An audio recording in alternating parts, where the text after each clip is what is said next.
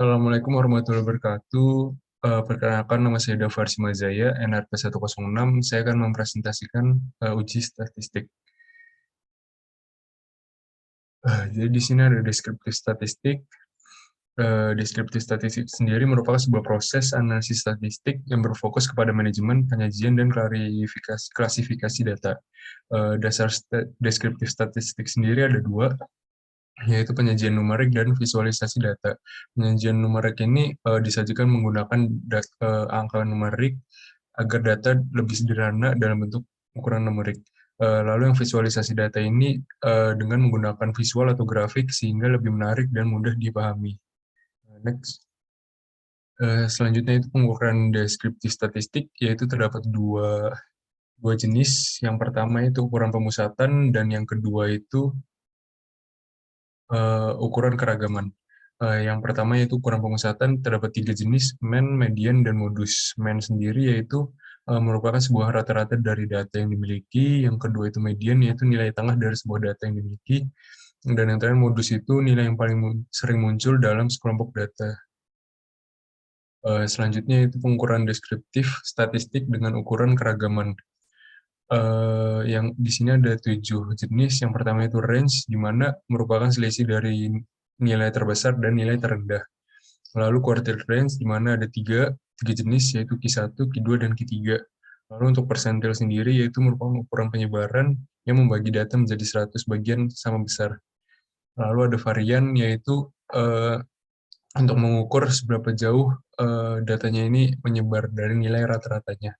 Lalu untuk standar deviasi sendiri, untuk mengukur persebaran datanya sendiri.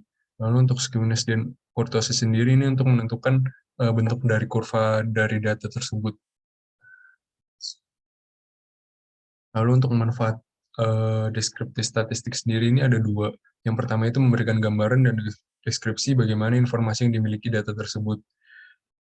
Jadi di sini seperti yang sudah dijelaskan sebelumnya, yaitu ada data seperti data visual, yaitu grafik atau tabel. Nah, dengan menggunakan grafik atau tabel tersebut, data itu dapat lebih mudah untuk dipahami.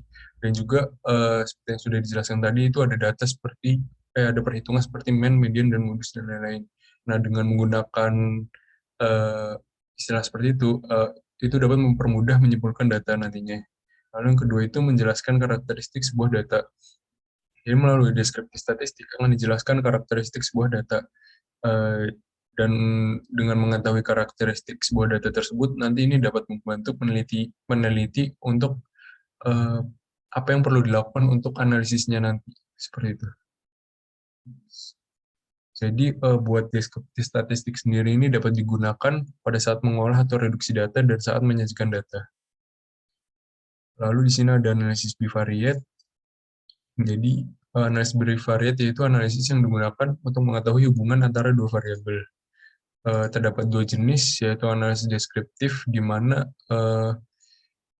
datanya ini nanti divisualisasikan dengan menggunakan seperti grafik batang, grafik garis, dan lain-lainnya.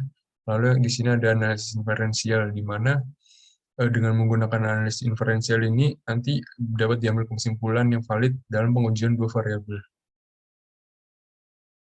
Lalu ada manfaat analisis bivariate sendiri. Jadi analisis bivariate ini dapat digunakan untuk mengukur hubungan antara dua variabel. Analisis bivariate ini dapat digunakan pada saat mengolah data dan akan mengetahui hubungan dari dua variabel. Lalu ada analisis multivariate, di mana kalau pada analisis bivariate tadi untuk mengukur hubungan antara dua variabel, dan untuk multivariate ini digunakan untuk mengukur banyak variabel yang lebih dari satu. Lalu analisis multivariate ini dapat digunakan pada saat mengolah data dan akan mengetahui hubungan dari beberapa variabel. Lalu di sini ada univariate. Kalau tadi bivariate itu dua variabel dan multivariate itu banyak variabel. Kalau untuk univariate sendiri ini satu variabel. Jadi nanti dicek variabel itu berhubungan dengan sebab akibat atau tidak, seperti itu. Jadi analisis univariate ini akan digunakan saat mengolah data. Nah, lalu implementasi dari uji statistik sendiri untuk penelitian yang telah saya lakukan yaitu jadi di sini ada informasi singkat mengenai penelitian yang telah saya lakukan. Jadi untuk judul sendiri yaitu analisis dan penilaian risiko pada fast fashion supply chain management dengan metode matriks risiko studi kasus perusahaan PTX.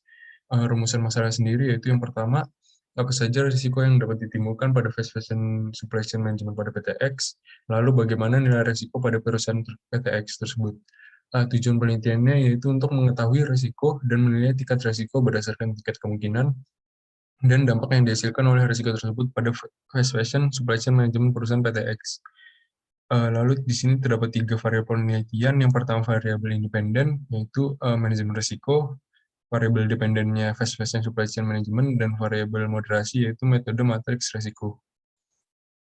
Jadi seperti yang sudah dijelaskan pada uji statistik yang sudah dijelaskan pada sebelumnya, implementasi yang dapat dilakukan yaitu penelitian saya sendiri ini merupakan penelitian applied descriptive, di mana mengenai identifikasi dan penilaian risiko fast fashion supply chain management pada perusahaan PTX.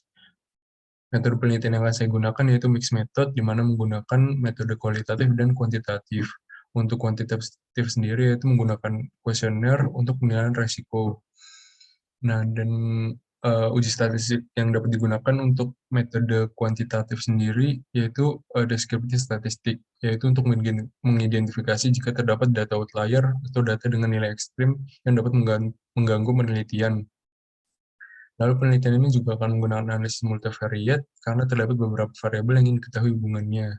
Lalu pada metode kualitatif, saya akan menggunakan metode wawancara untuk mengidentifikasi risiko pada perusahaan PTX. Untuk uji statistiknya sendiri yaitu yang digunakan adalah analisis non-statistik, di mana akan dilakukan analisis isi yang mencakup analisis deskriptif, kritis, komparatif, dan sintesis. Sekian presentasi dari saya. Jika ada salah kata, mohon maaf. Wassalamualaikum warahmatullahi wabarakatuh.